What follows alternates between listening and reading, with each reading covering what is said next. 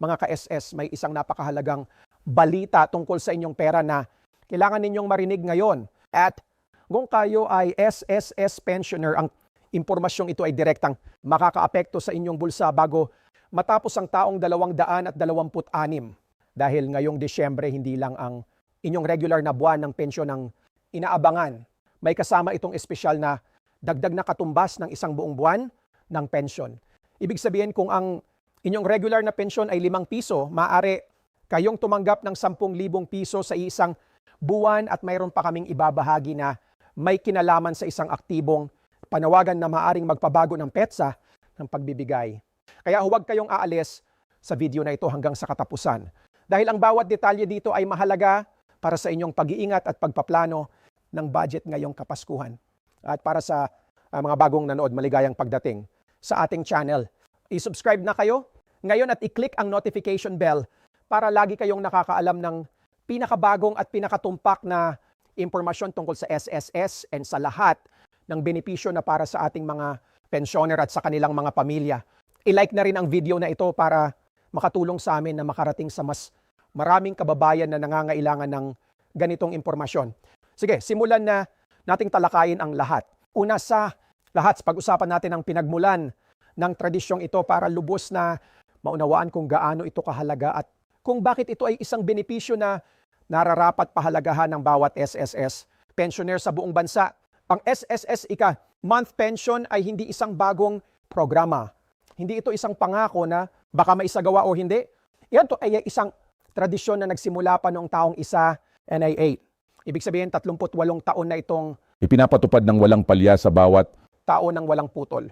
Sa loob ng mahigit 3 dekada, bawat kwalipikadong SSS pensioner ay nakatanggap ng espesyal na bonus na ito tuwing panahon ng pamamahagi. Ito ay isang pangako ng mga Sengges sa kanilang mga miyembro na lumago sa isang matatag na tradisyon.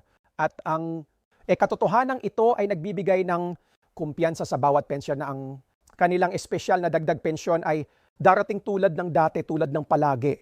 Ngayon, pag-usapan natin ang pinaka-practical na bahagi na gusto ng lahat na malaman kailan eksaktong darating ang pera. Ayon sa umiiral na circular ng SSS mula pa noong taong 2022, ang pagbibigay ng ika-13 month pension para sa 2.26 ay nahahati sa 2 pangkat batay sa tinatawag na date of contingency. Date of contingency ay ang petsa kung kailan opisyal na nagsimula ang inyong benepisyo. Ito ay baring ko na petsa ng inyong pagretiro, ang petsa ng inyong pagkaprobahan bilang disability. Pensioner, yung ang petsa ng pagkamatay ng miyembro para sa mga survivor, pensioners. Ang date of contingency na ito ang nagtatakda kung saang pangkat kayo kabilang at kung kailan eksaktong ilalabas ang inyong ika-ingat month pension ngayong Disyembre. Para sa unang pangkat, ang mga pensioner na ang date of contingency ay nahuhulog sa pagitan ng una at ika-ing ng buwan. Ang nakaschedule na petsa ng pamamahagi ay ang una ng Disyembre.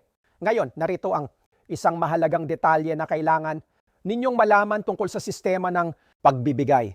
Kung ang una ng Disyembre ay matapat sa isang holiday o sa katapusan ng linggo, ibig sabihin sa Sabado or linggo ay ang pagbibigay sa hindi ipinagpapaliban sa susunod na araw ng trabaho. Sa halip nito ay iniatras sa pinakahuling araw ng trabaho bago ang naturang petsa.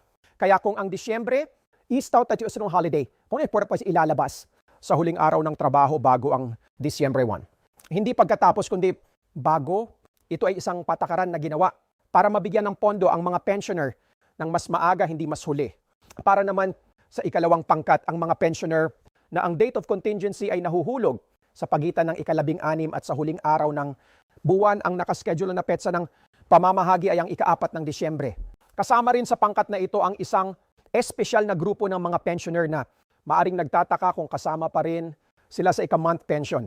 Atin yun ay ang mga pensioner na nag-avail ng lump sum o ang mga nag-advance ng buwang pension. Ang sagot ay malinaw at maganda. O kasama pa rin sila. Ang dahilan nito ay simple at makatarungan.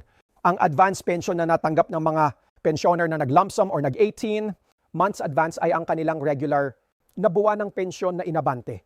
Ang month pension ay isang hiwalay na benepisyo na hindi kasama sa advance na halaga. Kaya kahit na na-advance na ang inyong regular na pensyon, ang inyong ika-ingat month bonus ay isang natatanging benepisyo na nararapat pa rin sa inyo at ilalabas sa ika-4 ng Disyembre.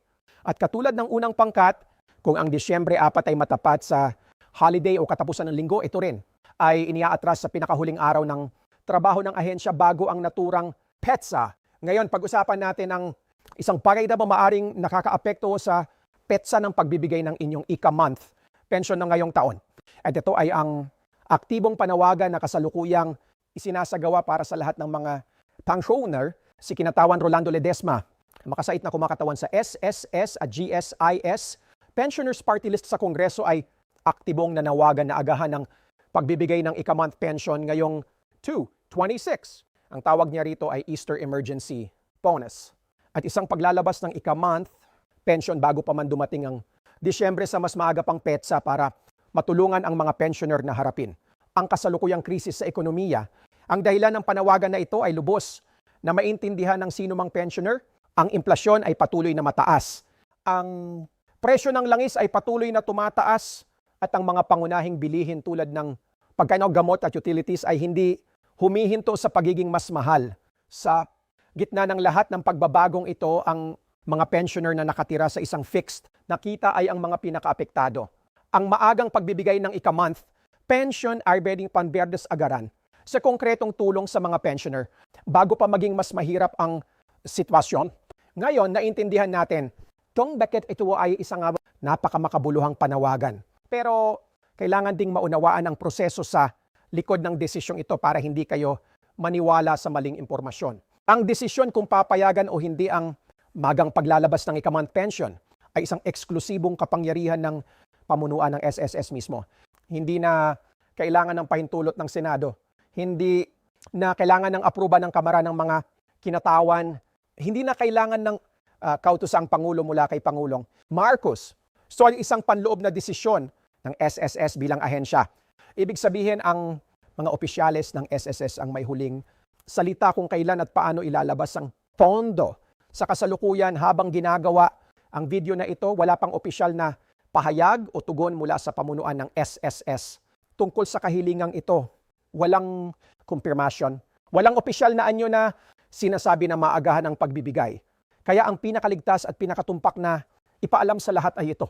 Kung walang opisyal na pagbabago mula sa SSS, ang ika-month pension para sa 2,26 ay ilalabas sa orihinal na mga petsa sa Disyembre 1 para sa unang pangkat at Disyembre 4 para sa ikalawang pangkat. Gusto naming maging malinaw tungkol sa puntong ito para hindi kayo malito o mabigo.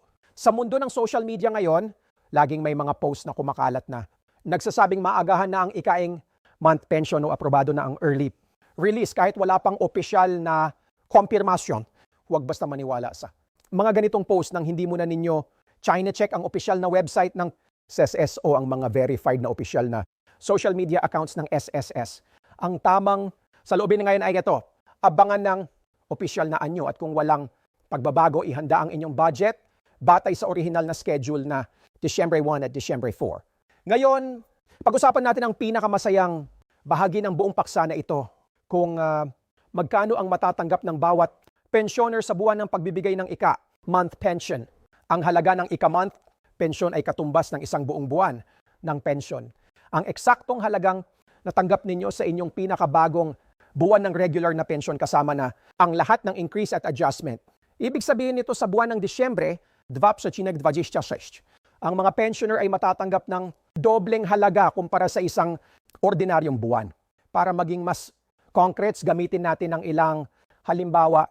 Kung ang inyong regular na buwan ng pension ngayon pagkatapos ng lahat ng increase ay 3,000 piso, ang inyong kabuang matatanggap sa Disyembre ay 6,000.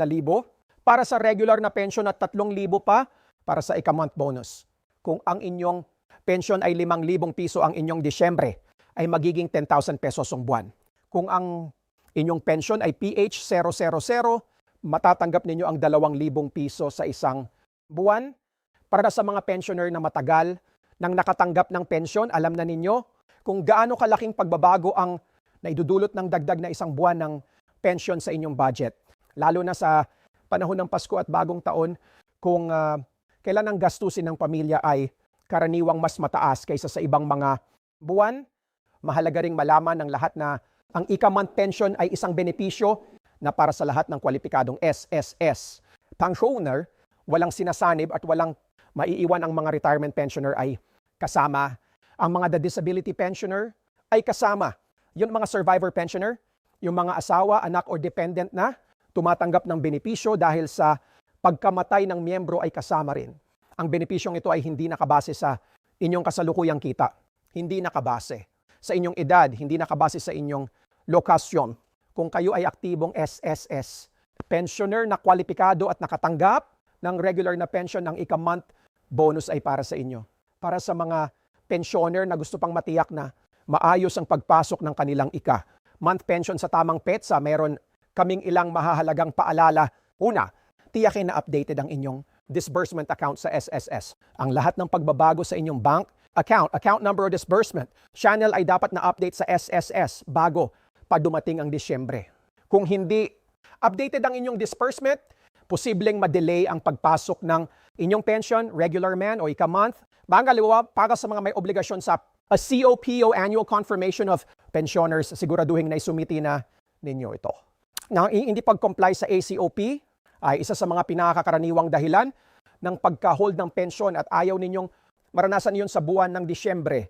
Pangatlo, mag-ingat sa mga scammer na maaring samantalahin ang panahon ng ika-month pension para lukuhin ang mga pensioner. Huwag ibigay ang inyong personal na impormasyon sa kahit sino na nagpapanggap na empleyado ng SSS at humihingi ng bayad o karagdagang impormasyon para i-release ang inyong bonus. Ang ika-month pension ay otomatikong ilalabas sa inyong registered disbursement account. Walang kailangang gawin para matanggap ito maliban sa pagtiyak na updated ang inyong account. Ang pinakamahalaga sa lahat ng ating napag-usapan ngayon ay ito. Ang SSS ika-month pension ay isang benepisyo na 38 taon nang ipinapatupad at ito ay isang patunay ng pangako ng SSS sa kanilang mga miyembro na nagbayad ng contribution sa loob ng maraming taon ng kanilang buhay at kalusugan. Sa panahon ng mataas na inflasyon at patuloy na pagtaas ng presyo ng mga bilihin, ang dagdag na isang buwan ng pensyon sa Disyembre ay hindi lamang isang numero. It ay tlong sa pagken ng pamilya ngayong Kapaskuhan. At ay dagdag na kakayahang bumili ng gamot at bayarin at ito ay pagpapatunay na ang taon ng inyong pagtatrabaho at mapagbabayad ng kontribusyon ay may katumbas na gantimala na hindi titigil kahit na nagre-retiro na kayo. Abangan ang opisyal na anunsyo ng SSS para sa anumang pagbabago sa schedule at kung walang pagbabago, ihanda ang inyong sarili para sa Disyembre 1 o Disyembre 4 bilang araw ng inyong espesyal na pamamahagi. Bago kayo umalis, isa lang ang hihilingin namin sa inyo. Pumunta sa comment section ngayon at sabihin ninyo kung ikaw ay first batch o second batch pensioner at kung magkano ang inaasahan mong matatanggap sa inyong ika-month pension ngayong Disyembre.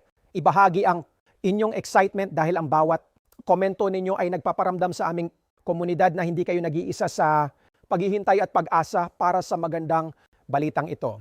At kung nakinabang kayo sa video na ito ngayon, pakibahagi ito sa lahat ng inyong kakilala, pamilya at kapwa pensioner. Lalo na sa mga hindi pa alam ang eksaktong petsa ng pagbibigay ng ika-month pension ngayong taon. Maraming lolo, lola at benepisyaro ang hindi regular na nanonood ng mga update online.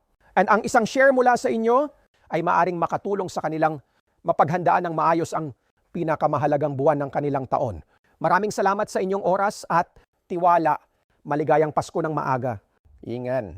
Kayo lagi at hanggang sa susunod na